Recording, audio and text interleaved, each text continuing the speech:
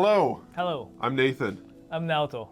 We're both from Knifewear. We have been selling Japanese kitchen knives for a collective 26 years, I think. Collective? Yeah. So we specialize in Japanese kitchen knives. You know, when people are looking for their first knife, they've seen maybe cool knives online, they think, oh, I really want one of those, are trying to work their way through this like kind of confusing world of knives. There's a lot of questions that we get on our website, in our stores, in the YouTube comments. And so we figured we compile kind of our top ones and maybe do a little series on the most popular, frequently asked questions, I think is the title of the video. Answering FAQs. So first up, I've heard this a lot more so in store, and this one actually comes from Jacob's partner. Why do I need one of these knives when my Henkel knife works just fine? You know, like love of the your own knives is fantastic. Yeah, I you know, have my Henkel and I use it often. It's a great knife. And there's like, you know, pros and cons. There's definitely advantages and disadvantages for Japanese knives, right?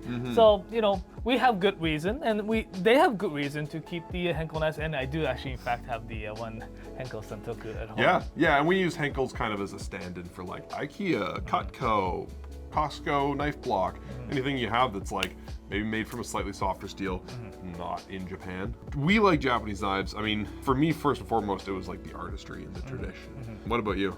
It's really how sharp it can get. Japanese knives are made with a different type of steel, which, you know, it's a steel, but it's much harder than the most like regular Henkels or the other European, North American knife makers use. It can get really, really sharp. They can make it very thin without making super flimsy, and also because it's hard, it holds the edge so much longer than the traditional European style knives. It is a totally different tool. Yeah, and you can make any knife that sharp. I used to have a Henkel's knife when I worked in restaurants. It was very thin, very sharp, but I sharpened it twice a week, or even more sometimes because I was using it a lot. Whereas, you know, my Japanese knives, I would sharpen every few months for the same amount of work. And also, you know, as you mentioned, artisanship is something that you get to see. I just say it's cool to know the name of the guy that made your knife. I think that's awesome. Yeah. Okay, so this next one kind of ties into something you said about steel. This is one I get a lot, especially because I manage our social media, so I get a lot of questions from beginners on the internet. And the gist of it is, I've heard these knives are too fragile, too delicate for everyday use. I would say it's not. I mean, I do cooking every day. You probably cook pretty much every day, use these knives, and they hold up very nicely. Harder steel is more delicate. You think about glass. Glass is really hard, but it is more delicate.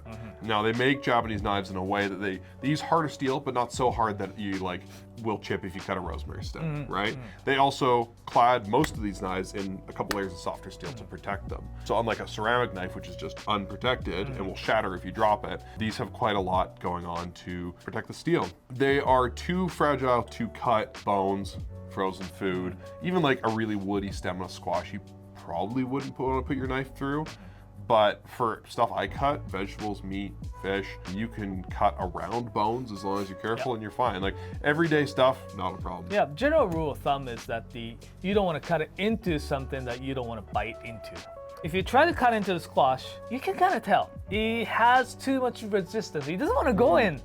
And if you push it in too hard, that's when the accident can happen, right? You know, as long as the knife flows nicely on the product or the food that you're cutting, it should be fine. Japanese knives are all made a little different too. We deal with over 50 different craftspeople and companies that make knives.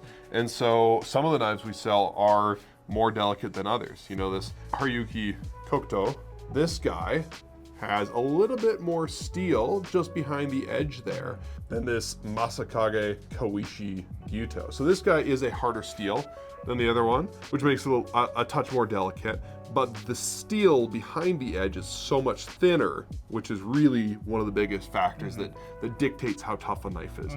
It can be tricky to learn how thick a knife is. A lot of websites like ours have a shot down the blade that shows kind of this dimension of the angle of the edge. And you can get an idea based on that photo. Although if you don't know what you're looking at, you don't know what you're looking at. So you're not going to know which one's right for you. Your best bet is to get in touch with somebody. If you're not going into a store where people know about the knives and can walk you through it, shoot us a message online and ask and say, this is what I plan to cut.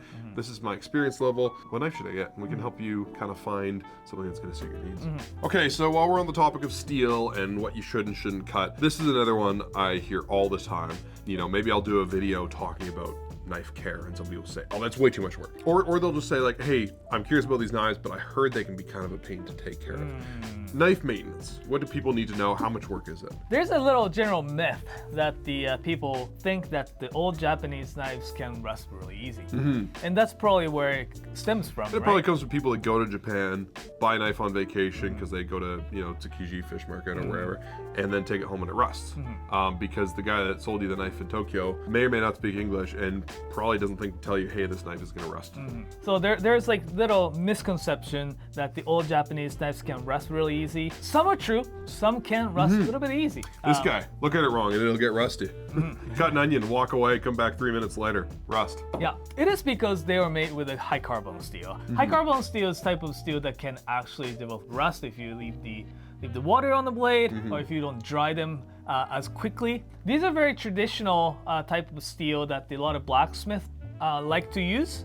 It's not really that hard as long as you use them, keep it dry.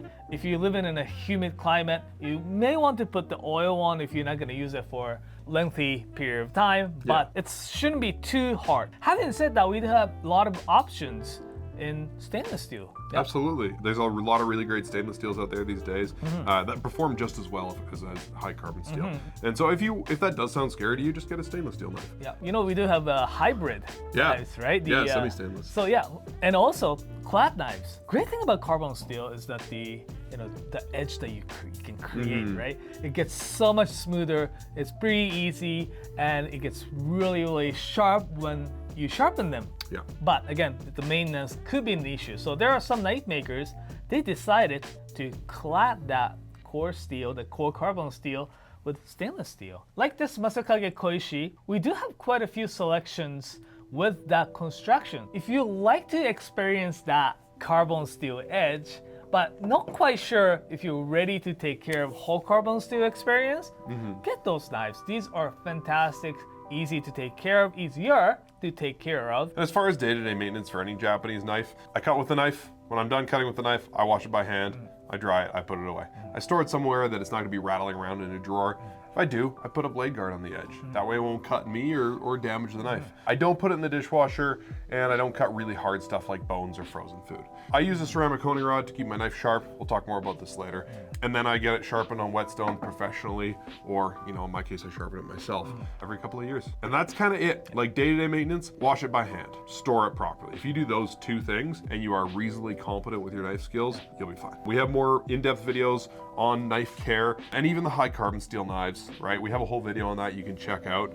But the only extra step with high carbon steel is if you're gonna set the knife down for more than several seconds, wipe it off with a dry cloth. This is one that, talking about myths that people kind of, they get passed down through the telephone game. I've had a lot of people ask me, do you have any left-handed knives? Or, I'm left-handed, I really want a Japanese knife, but I heard they're all right-handed. It was very popular myth, I guess. Japanese knives are starting to come into this North American market. A lot more people know a lot more about Exactly. these days, So we've seen lots of this type of knife, which is weird to me, like somebody from the Western European part of the world. This knife is strange, it's chunky, it's only sharpened on one side. It's different because it's not meant for chopping carrots. Exactly.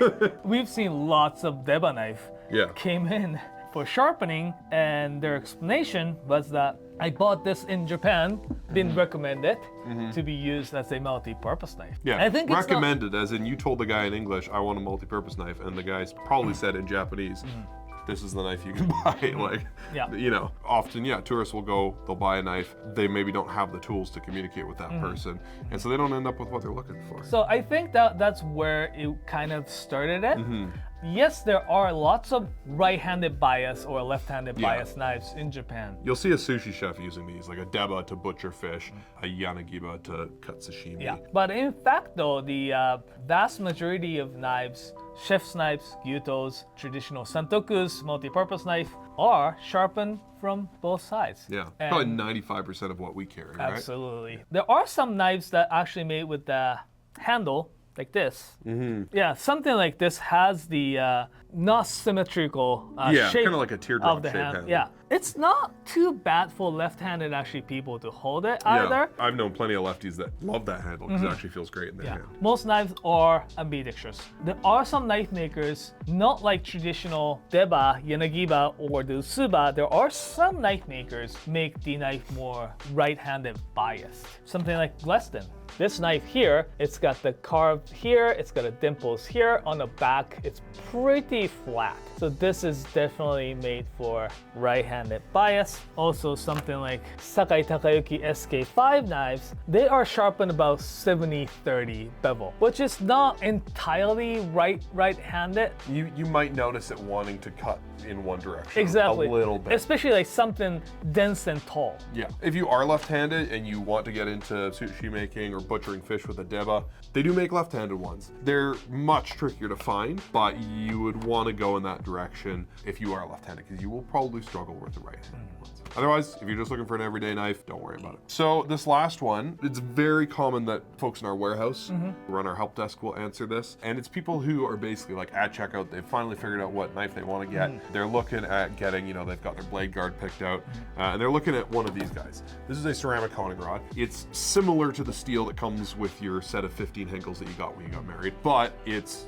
different because it's better for a Japanese kitchen knife. We have black ones and we have white ones, and people want to know what the difference is. Besides, the obvious. Besides the obvious. This one's black, this one's white. Short answer.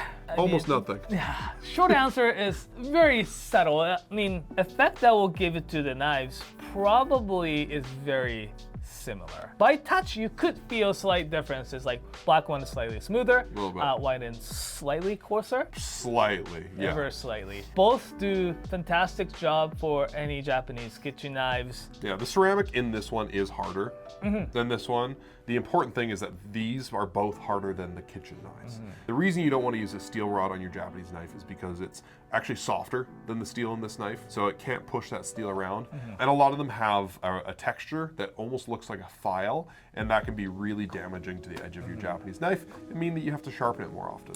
The whole point of a honing rod, it doesn't sharpen your knife, it keeps your knife sharp longer. It's like using a toothbrush, so you don't have to go see the dentist as much. Every time you sharpen your knife, you take off a little bit of steel. This guy means you do that less often, and your knife lasts a lifetime. Get the one you like more. Yeah. If you work in a restaurant, you might want to get the slightly coarser one. Realistically, they are basically the same thing.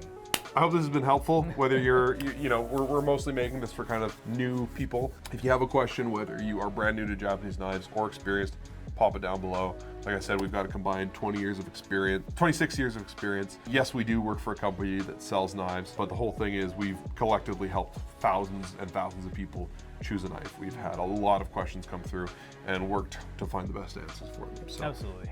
we are uniquely equipped to answer your questions. Leave a comment. We got more videos if you need help choosing a knife. I'm gonna go buy a new honing rod because I just remembered that I broke mine. Yeah.